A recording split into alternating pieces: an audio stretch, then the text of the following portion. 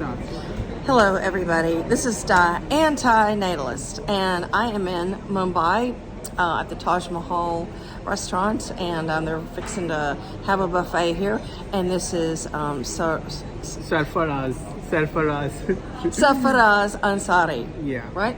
I wanted to get the name correct, but he's an antinatalist, and he's one of the few antinatalists in Mumbai, and he has driven a long way across town to meet me. And if anybody knows about Mumbai, the traffic is horrible. To go 30 kilometers, it's 1 hour. So 30 kilometers is, like 16 miles. So you could go really fast in America. You could drive 80 miles an hour and get there in 12 minutes, but it takes an hour. And we are going to have a little discussion on antinatalism. I got a sore ear here.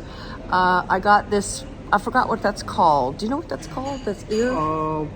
No, actually, there we don't know. We just call it this earrings, or we call it jhumka, what you're wearing. Yeah. Earrings. So there's this hard cartilage part of the ear. There's like a name for it. And when I was at the piercing studio, they actually gave me a shot of like Novocaine, which is very interesting because I think in America they just push, the gauge. It's a 16 gauge, and I think they just push it through your ear. So I didn't feel any pain. I mean, really, even the Novocaine injection was almost painless. But after the Novocaine wear off, my ear has been sore.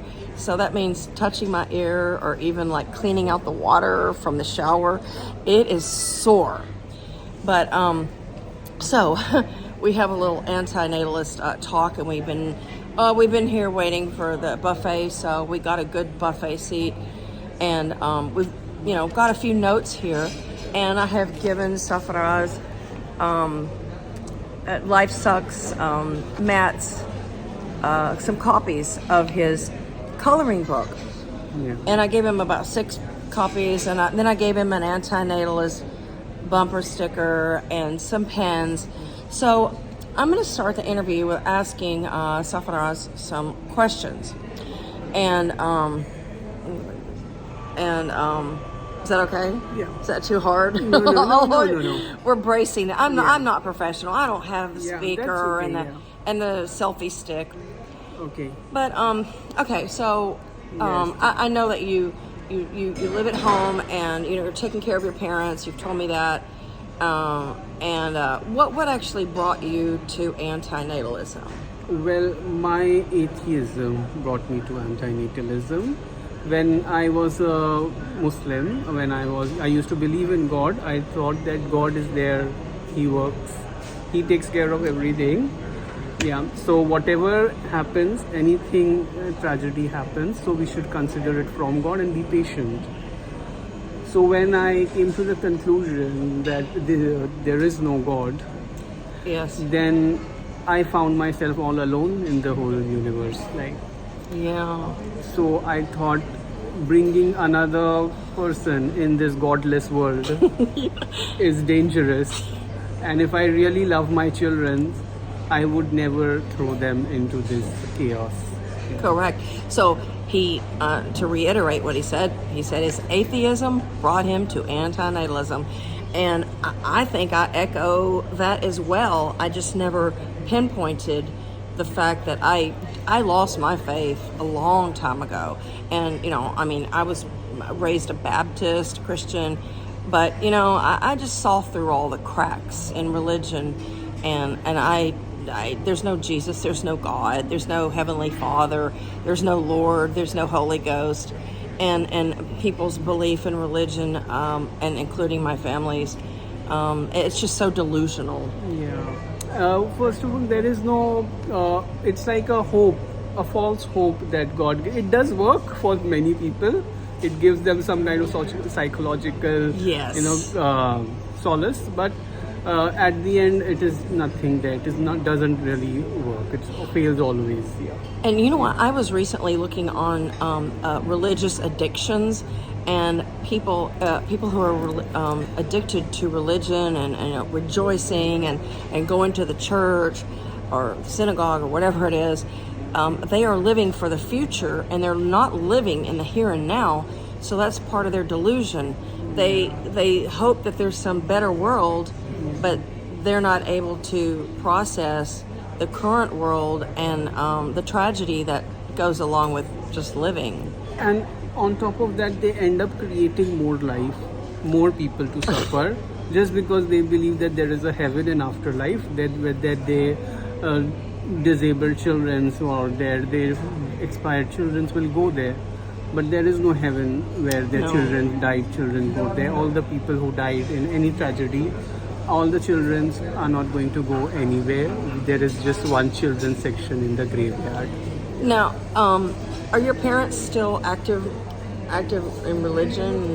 Yes. My parents are still religious. Okay, so they go to prayer, or they go to... Yes, they do pray regularly. Now, I'm not familiar too much with Muslim religion. Is there a heaven and hell?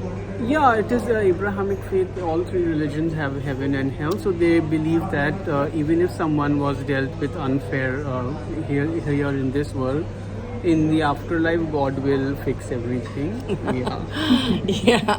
Oh boy.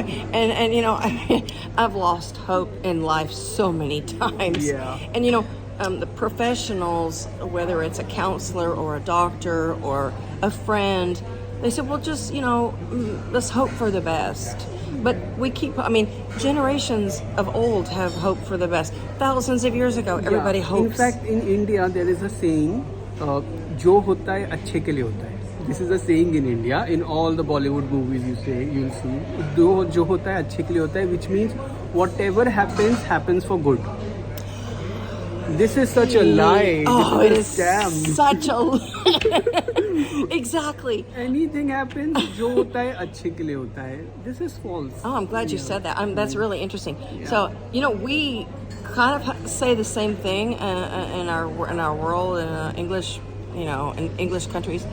Like, let's say you had to have your leg amputated. Yeah. Let's say an alligator, you know, chewed on your leg, or bit you on the leg, and it infected you. You had to get your leg cut off. Yeah. And then you're like, and then if you are religious, you know, you might produce a YouTube video and you might say, you know, hey, this has brought me closer to God. Yeah. Or, you know, I'm able to speak out and do public speaking and convince other people that life is worth living. You know, bullshit. Yeah. This creates more, in fact, it not just creates, this gives a motivation people to have more kids. Because you know, if at the end everything God is going to fix, there is nothing stopping you from throwing more people into this bizarre game. Yeah, you're right. I mean, and you know, it really irritates me when religious people are instructed on antinatalism, and regardless of if their children are suffering or if their children are born disabled, they'll say, yeah, but you know, God takes care of everybody who believes in Him. Yeah. And you know, your belief in Christ will get you through. Yeah. There's so many people who believe in religion, and their God is not getting them through. They're poor, they're unhappy, they're mentally ill, they're physically ill. And they give them a false hope of afterlife. Yeah. Okay. That's even worse, because you know, you can worship this God your entire life and you get nothing for it. You're empty. You're bankrupt. Yeah. Religion bankrupts you. Yeah. Now, tell me, we were talking earlier about women in India, and tell me about that. When a woman gets married in India, the expectations. From a antinatalist perspective, I believe that if a person is to be blamed for procreation, at least in India, these kind of countries, the male side is to be blamed more than the male. female. The male. And why? Why is that? This is because in a marriage, woman does not have any say in these things. She will go to her in-laws, and if she says to her in-laws that I don't want kids, even if you want to, so that can result some friction between them, and that will harm her only at the end. And even in most cases, her parents, the girl's parents, might also ask her to submit to their in-laws' decision. So I believe women in India at least are not to be blamed even if they had kids, it is the male side is to be blamed for. Now, tell me, if a woman got married and she could not conceive. Yeah, in that also, if the in-laws are very aggressive, they will ask for separation. Yeah. So, And there are instances I know where like there have been friction because she was unable to conceive. She was barren, so people were forcing her husband to either take a second wife or divorce her and marry someone else. and what is the worst case scenario if a woman cannot have a baby? What's the worst thing that could happen?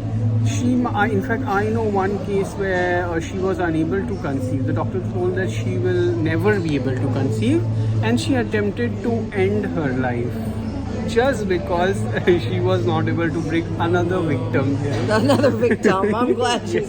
Yeah. So I mean, that. Because that child might be a girl, and she has to again go through this whole trauma that the society has already created. Yes. Yeah. I think it's so much worse to be Yeah. a woman Yeah. in life than a man. Yes, actually that, because nature is unfair. Yeah, very, Yeah. very. I mean, Life is unfair, nature Yeah. is unfair. So yeah, if you are a woman, you will have even more tough time than a man, especially in many societies where they devalue women. And I actually think many times that a man and a woman, they copulate, and only the woman gets pregnant, not the man. Yeah. And she ends up being a single mother or whatever. So I tell people, don't you see there is something clearly unfair here? And Exactly. yet people call life as fair and just, and that is very... And it's worth living. Yeah. It's a gift worth That is an addiction to life. Yeah. addiction to life, exactly. And women, when he said that nature is very cruel to women, women bear the entire reproductive brunt, and it's a burden. It's a burden for women. There's so much suffering. I don't want another woman to go through this life and suffer with reproductivity, and then the choice to whether not to have kids or to have kids, how many kids to have, and then be burdened with raising a kid, and then the possibility of losing a kid. Some people say that losing a kid it's the worst thing in the world. But there's a lot of regretful parents out there. Yeah. There's a lot of regretful groups online. Yes. And I watched something today. I don't know how this popped up, but it was a man who American, and his children were being enrolled in like a preschool, and it was $30,000 per year. And he was so disappointed because he was filling out the application for the child to go to this school, and they wanted more from the parents. They wanted your volunteer time, they wanted your fundraising time. He goes, you know what? Don't have children. It is not worth it. And there's so many reasons not to have kids. I mean, even if you have a healthy child or a smart child, the kid's going to get sick and die. And die. And it's a death sentence. Having kids, it's a death sentence. All of us are on death row. Yeah, we're the death row. And I feel like this is my sentence. Like, living life is a sentence. Yeah. Like a jail sentence. Yeah. Correct. And so I want to talk briefly about the earthquake that just happened in Turkey. And people don't respect antinatalism. In fact, when you bring it up to them, they laugh about it, or they'll say, well, you're stupid because, we have to have children or else, humanity will die out. Yeah. And so when this earthquake happened and tens of thousands of people were killed, basically anybody who's not an antinatalist is mocking tragedy and horror. And, I just feel that everybody should respect antinatalism because it is a compassionate philosophy. Yes. Who's mocking it now when tens of thousands of people were crushed by debris, or, they're left disabled, they're left without limbs, brain injuries, and they have to bury their loved ones, and I just don't. I don't understand people who defend life. Natalist defenders. People who create life would obviously defend creating life and defend life, that life is something positive, whereas they actually are insensitive to suffering that is going on into this world. If in fact, if a person is an atheist and he's still a pro-lifer and he's still a natalist, that is even more worse than a religious person, because atheists know that there is no God to take care of anything, and you are actually creating future dead bodies. So that is, at least that person who's a religious, he's living under some delusion. Okay, so if you know that there is no afterlife, you should definitely not have kids. And even if you know that the people in Turkey will now say that all the children who died in the earthquake are now in heaven. Yeah. We're switching. I'm gonna hold it for. I'll hold it for a while. Yeah. So people who died in Turkey, the children died. Their natural response will be that, okay, my children are now in heaven. That means I can bring more. Yeah. Yeah. And crush more people. Yeah. Yeah, because even if your offspring aren't involved in an earthquake, they're going to be involved in a pandemic or bankruptcy or something. Mental illness, crime, drug abuse, poverty. You could, be a victim of a shooting, a mass shooting, or a car accident. So even though earthquakes might be rare and terrorism is rare, trauma and injury is not rare. Also, you don't have the permission of the child before bringing him into existence. No, there's no permission. Even if there was complete happiness here, you need that child's permission to bring him here. But when I bring up the consent issue to natalists, they laugh at me and they say, well, you can't get a baby's consent, so what difference does it make? Yeah, so that means you're not supposed to take any decision on his behalf. If you can't get consent, that would don't disturb the unborn. Yes, we have a saying in America. It says, "Let sleeping dogs lie." Okay, so if a dog is asleep, he's happy, but if you disturb him, he may bark, he may bite. And the same with like a baby or child. Once you open up that Pandora's box of birth and existence, that's the start of harm. Oh yeah. And I mean, to me, it's common sense.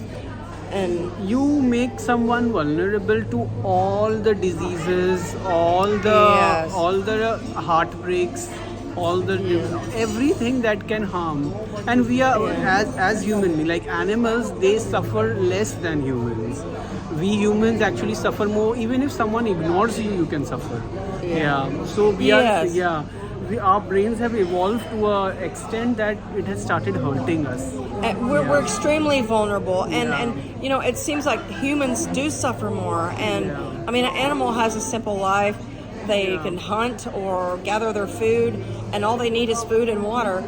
We need so many more. We have comfort issues, medication, doctors, legal issues, companionship.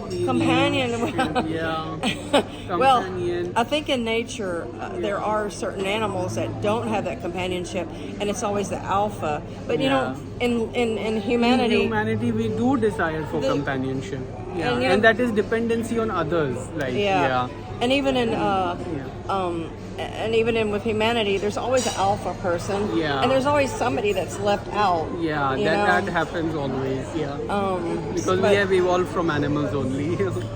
I think it's very, very difficult being a human. We are open to even more avenues in which we can suffer much more than animals suffer. Yes. Where is the light? Is it? Oh, it's here. We were looking at the wrong. This is the. Okay. Yeah, we weren't looking at the wrong. But anyway, So, okay, what do you see happening in Mumbai? What do you see happening in your lifetime as far as climate issues, world issues, or antinatalism?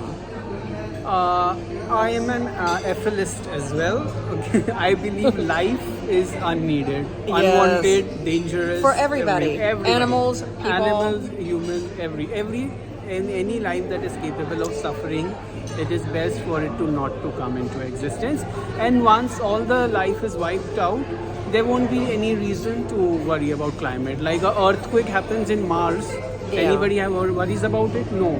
But if there were sentient creatures on Mars, then there would be a issue to worry.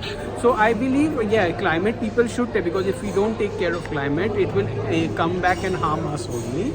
But we should not place life, like the philosophy of like considering life as something bad over climate change. Being climate should be considered, but life is more precious, and suffering is more precious than life. Yeah, so suffering carries more weight than happiness. Yes. And suffering should be avoided, and the only way you can avoid you suffering. cannot compare suffering. These are completely two. Like for example, if I ask someone that, okay, can you exchange for the best psychedelic experience you have in exchange for a car crash? Nobody would go for it. No. Yeah, because that whatever experience you have that will be temporary. Whereas if you meet a car crash, you can become disabled for your whole life and never recover. And we were talking earlier about happiness, and like you mentioned, I think it was a relative who she wore something nice, and then when she went out. Yeah, it is relative to your happy. You can never be satisfied. You are not designed to be satisfied. Because no amount of suppose let's say you go ahead and start to grab as much of money in life you can. Yeah. Believe me, there will be always someone ahead of you. Yeah. Yes. And that will actually make you look like a loser. Yes. And there's always someone prettier, richer, smarter, younger. Than you. And I know everybody's aging. Like, I've been called old. Like, people like to use that word about women. They used to say really bad things like, oh, you're old, you're an old lady. But you are going to get old. Everybody's going to get old. Like, that's a really bad derogatory statement to use. Maybe you should call somebody anything but old, because, and their mother is old, their grandmother is old. And, I mean, it's something that we all share. Yeah. And like unless you're 10 or 14, everybody's old, because to a 10 or 14-year-old, 20 is old. Yeah. So old is relative as well. Beauty, somebody's beauty, however beautiful he is, there will always be someone more beautiful than him. Yeah, exactly. And life is always changing. It's always and these things matter. Some people try to run away saying that beauty doesn't matter, money doesn't matter. No, these things matter, and because of this, there is a lot of injustice in this world, which we cannot ignore. And I think when people say, oh, those things don't matter, it's how you feel inside, it's your heart. But that's dismissiveness. Yeah. And everybody wants to be tall or smart or beautiful and rich. And for anybody to tell you that these things don't matter, it's a fool. Like, he's lying to everyone. Yeah, they're lying. These things matter. And it's a form of gaslighting. Yeah. And because if you ask them, they would want to be richer, smarter, prettier. There's just so much lack of compassion in the world, and dismissing someone is lacking compassion. Yes, correct. So, do you have any other thoughts that you want to add? I actually want to urge people, like whoever is watching, like if you love your children, really love your children, then you won't bring them into this killing machine. It is. So, this is a killing machine where your child will stand in a death row alongside you, like I am standing in a death row. Yeah, but I believe people who already have kids, there are antinatalists who have kids, because these philosophies, they came popular only in recent past. So maybe we cannot blame everyone. Some people cannot reverse their decision. Yeah. So you need to consider that as well. Yeah. Now, how old are you? I am 32. 32. Okay. Now, you can just give me a general idea. In what way in your young life do you feel that you've suffered? Yeah. In fact, in my life, I haven't suffered that much. Yeah. The only reason why I suffered was because of being alone all the time. Yeah. That's because we are at this age, you a desire for a companionship and all. So sometimes you feel alone, left out, and then people make you names about it. So yeah, in fact, in my school days, I have suffered. There is in every classroom there are a few people who tend to bully other students. Oh, absolutely. Yeah. I was a victim. I was a victim. Yeah. Oh, like what? Like junior high? Yeah, in my high school as well, and even in my college. There were some in every class there are some dominant people who try to exert pressure on other students. Yes. So that was a difficult phase of my life when I had to endure bullying of other people. People used to especially target few people who they consider innocent or something, and they make fun of them. So that was very depressive stage of my life when I was constant for many years. People used to bully me. But now I actually interact with very few people, so the chances of me getting bullied is very less. You know what? I will say that is actually how I have I've stayed away from people. I'm kind of a hermit. I mean, I'm. You might think I'm social because I'm online and I'm visible and I'm outspoken, but I am a hermit. And I was bullied, and so much. I remember my bullies' names, and it actually left me with trauma. It actually left me with self-esteem issues, and mostly in junior high. You lose your self-esteem. You think that this person are openly bullying you. So every child, he will either be a bully or he will be bullied. I know that's true. Yeah. And I don't think the bullies that I remember, I don't think that they did very well in life. They're not good people. They're not people who grow up to be leaders and strong people. But I have seen people who have troubled others, they end up having good lives as well. That is because I have accepted that what comes around, what goes around comes around. That is false. Karma. It is false. Karma is false. It is very false. Yeah. And if karma was a fact, then there would be no children in cancer wards because the children or the babies have not hurt anybody, but yet they're going through suffering in hospitals. So there is no past life as well, because somebody who believes in karma, they defended using past life that these children did something. Even doctors sometimes justify it, that this child who died of cancer did something wrong in his past life. So that is false. It is wrong to blame children. I think that is a Hindu belief. We don't have that belief in the Christian faith, America. Very few Americans would believe in past lives. And that just seems like a bunch of bullshit because, there is no karma. This is law. Okay, it may happen that a person who has made a lot of murders and everything and has bullied people. Many people might have committed suicide because of him, and still he will go ahead and bring trophies home and bring a lot of money home. Yeah, that's how the work. In fact, the more wicked a person is, the more are the chances of him surviving. Surviving here. The more chances are that he will survive this game. Yeah, like our ancestors, Homo sapiens, they killed other human species. And drove them to extinction. If they have they not done that, maybe we wouldn't have been here. Some other human species would have been here. So yeah, the most cruelest ones will survive this game. It is the survival the of the cruelest. cruelest. The cruel. Oh, that's good. Yeah, I agree with that. The survival of the cruelest. Is yes, that's amazing. You're giving me some other ideas for videos. Even in animal world, you see the most cruel ones. If those who have taken pets, yeah, you have. Like I had cats, in which there were few cats who used to dominate. Yes. For no reason, trouble other cats. Yes. Yeah. I have dogs, and the bullies make trouble for everybody. And they will only get whenever, suppose they get some food, they will try to shoo away other cats. Yes. Yeah. So Yes. and they will get to eat more. So meaning the cruel ones will only survive this game. Good people would not love life. No. They hate life. In fact, I love people who hate life. I do too.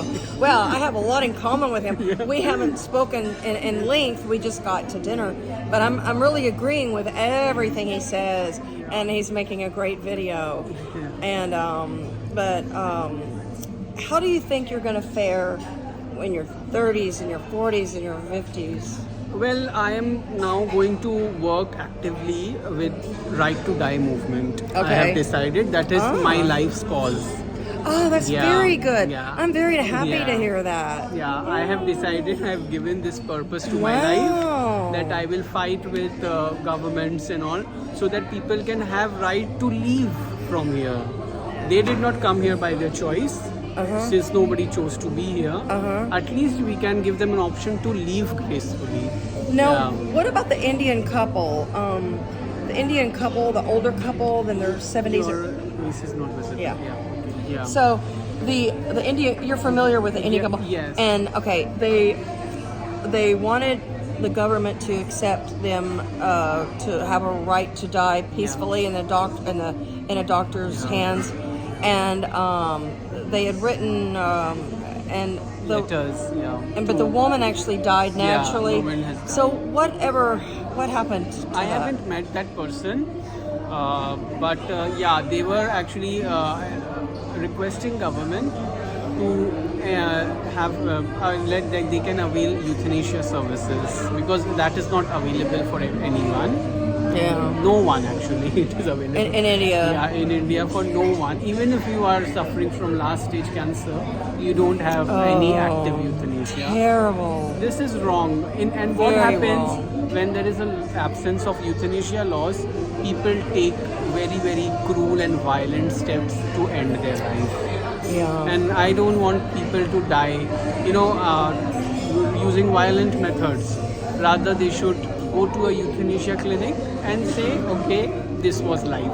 That's all. Yes. Yeah. So I'm going to work my whole life dedicatedly to make materials and try to. In fact, there is one society of right to die with dignity in Mumbai as well. Yeah. So let's see. It is a very difficult thing to fight for. Like there are so many red tapes in our laws. So it would be a tough journey, but I will definitely fight for this right as much as I can. And 2023, this year, Canada has made this available. It's called MAID. MAID. What is this? Medical assistance in dying. Medical assistance in dying. So, you might get some help from Canada as far as promoting that here. Yeah. And so Canada's not far from me. And I don't know if they're going to ever take, Americans in when it's my time and when I'm ready to go. But, I don't want to stop. Don't wait for nature to kill you. Yes. Nature kills you, it will make you bedridden. It will slowly. I remember my grandmother. When she was in hospital, she actually held me and she was crying and she was just praying to God to just kill her.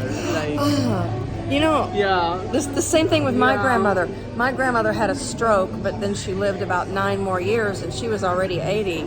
And she couldn't speak. The speech was garbled, and she was partially paralyzed, but she could walk. And then she ended up in a wheelchair.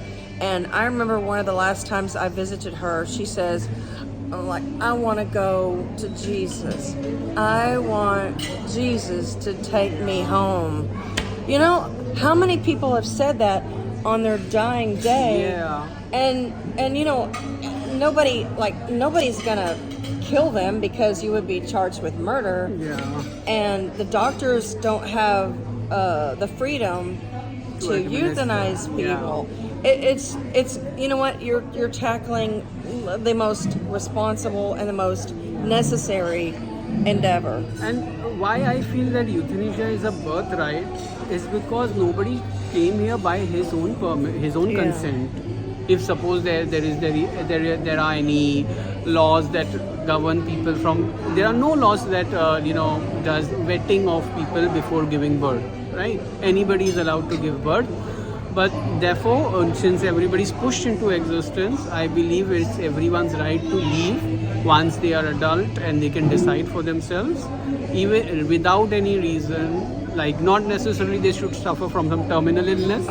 Even if there is a philosophical stance that I believe life is something negative, I want to leave. So that person should be allowed to leave. And anyway, he's going to die one day. Yes. Yeah. Yeah. I mean, it doesn't matter what our reasons are. If our reasons seem shallow to somebody else, if we just don't like the day-to-day hygienic rituals, or if we just don't like the boredom of life, or if we just don't want to go to work every day and be a wage slave, or if we're suffering major pain or chronic pain or mental pain, or if we have very low self-esteem, whatever reason, if we want to, end our lives in the comfort of a doctor's office and a guaranteed death, and not, ending up paralyzed or brain dead, like with a gun or with jumping off of a bridge, we deserve that right. Yes, everyone deserves that right. That will bring down the suicide rates. It will bring down the suicide rates, and it will, and it's a peaceful way to go, and it's planned. Yeah. And and you can tell your family about this. But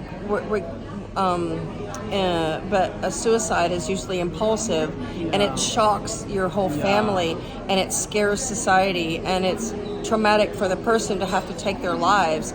But a planned medical assisted suicide is gentle. Yes, very gentle, painless, because nature will give you a lot of pain if you choose the natural way to die. Yeah. And you know what?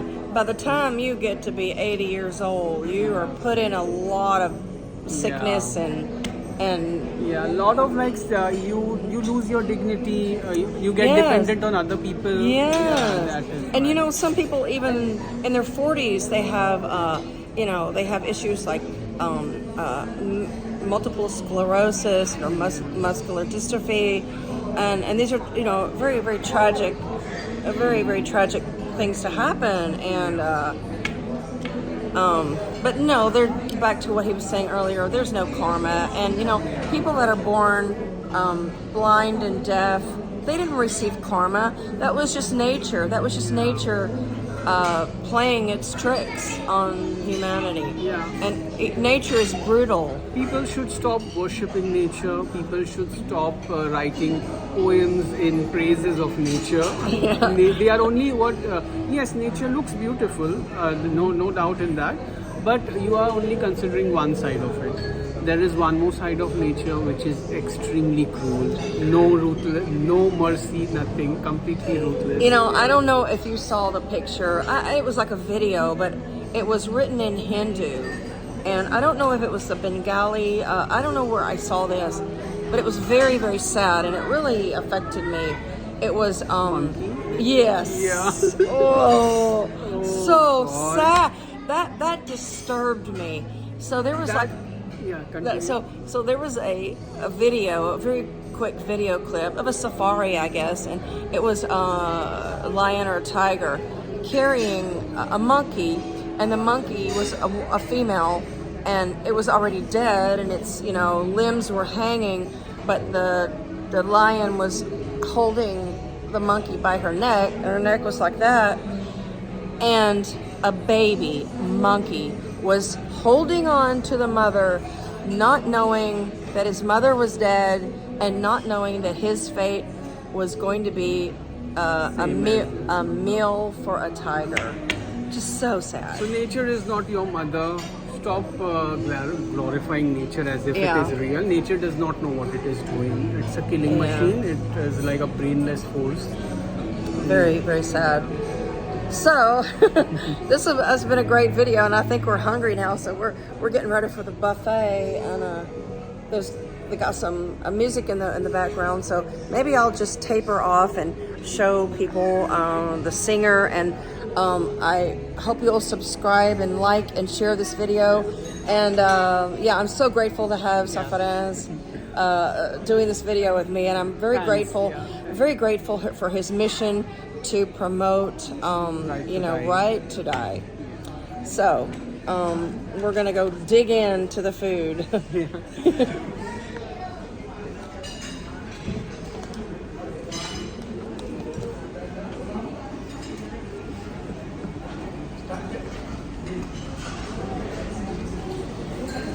Indian food is one of my favorite foods. Yeah. This looks amazing.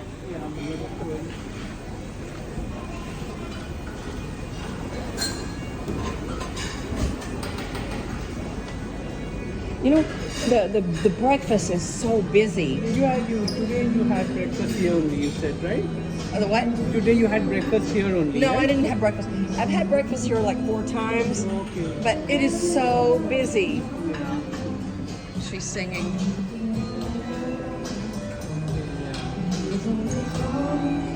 Hey, well, help yourself. Help yourself. Yeah.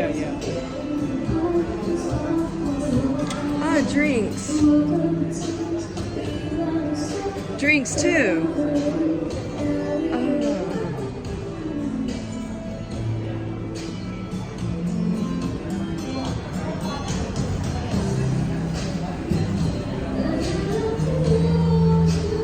Yeah, this is halwa. Yeah, halwa. But we have that. My favorite. And dark chocolate. This one is pera. Oh, very, very cool. This is beautiful. So I'm gonna. Thanks for watching, everybody, and please share and please friend us on Facebook if you already haven't.